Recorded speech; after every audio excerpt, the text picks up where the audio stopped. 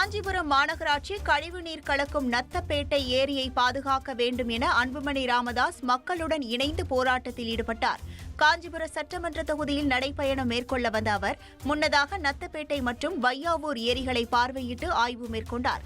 அப்போது கலெக்டர் மற்றும் மாநகராட்சி அதிகாரிகளுக்கு ஏரியின் தண்ணீரை குடிக்க கொடுங்கள் என ஆவேசமாக கூறினார். காஞ்சிபுரம் மாநகராட்சியில் உள்ள நத்தப்பேட்டை ஏரியை பார்வையிட வந்த அன்புமணி ராமதாஸிடம் மூதாட்டி ஒருவர் ஏரி குறித்து தனது ஆதங்கத்தை வெளிப்படுத்தினார்.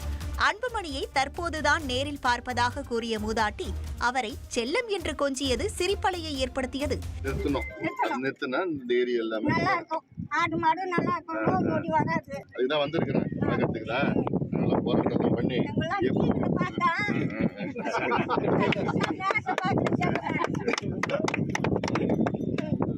வர நான் எப்படியாவது தண்ணியை நிறுத்திடுறேன்.